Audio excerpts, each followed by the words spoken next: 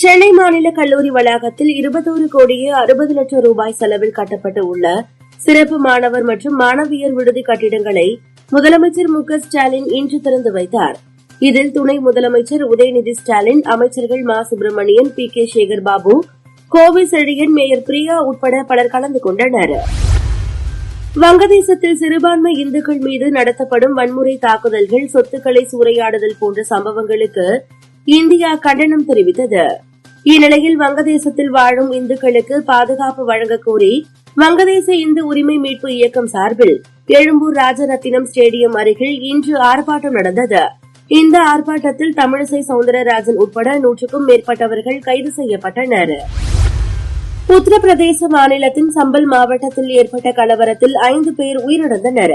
கலவரத்தில் பாதிக்கப்பட்டவர்களை நேரில் சந்திக்க காங்கிரஸ் எம்பி ராகுல்காந்தி, பிரியங்கா காந்தி இன்று காலை சம்பல் நோக்கி புறப்பட்டனர்.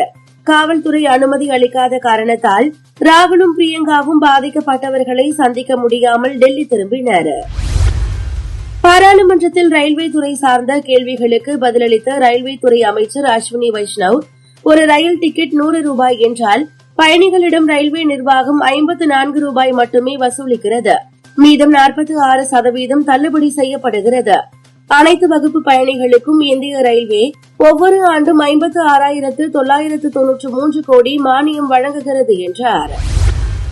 காசா எல்லை பகுதியில் இஸ்ரேல் நடத்திய கொடூர தாக்குதலில் 5 பேர் உயிரிழந்துள்ளனர் என பாலஸ்தீன மருத்துவத்துறை தெரிவித்துள்ளது. உயிரிழந்தவர்களில் 4 குழந்தைகளும் அடங்கும். இந்த தாக்குதலில் படுகாயமடைந்த 15க்கும் மேற்பட்டோர் மருத்துவமனையில் அனுமதிக்கப்பட்டுள்ளனர் என்று மருத்துவத்துறை தெரிவித்துள்ளது. விண்கல் ஒன்று புவி வட்ட பாதைக்குள் வந்து உள்ளதாக விஞ்ஞானிகள் தெரிவித்தனர். 70 சென்டிமீட்டர் விட்டம் கொண்ட இந்த விண்கல் வளிமண்டலத்திற்குள் நுழையலாம் என அவர்கள் தெரிவித்திருந்தனர். அதன்படி அந்த விண்கல் நேற்று இரவு வளிமண்டலத்திற்குள் நுழைந்தது. இது கண்டுபிடிக்கப்பட்ட 12 மணி நேரத்திற்கு பிறகு அந்த விண்கல் ரஷ்யாவின் யாகுடியா பகுதியில் விழுந்தது. 11வது ஜூனியர் ஆசிய கோப்பை கிரிக்கெட் போட்டி ஐக்கிய அரபு அமீரகத்தில் நடைபெற்று வருகிறது. இதில் இந்திய அணி தனது 3வது லீக் ஆட்டத்தில் மத்திய அரசு அமீரகம் அணியை எதிர்கொண்டது. முதலில் பேட் செய்த UAE அணி 137 ரன்களுக்கு ஆல் அவுட் ஆனது. அடுத்து களமிறங்கிய இந்திய அணி 16.1 ஓவரில் விக்கெட் இழப்பின்றி 143 ரன் எடுத்து வெற்றி பெற்றதுடன் அரையிறுதிக்கு முன்னேறி அசத்தியது.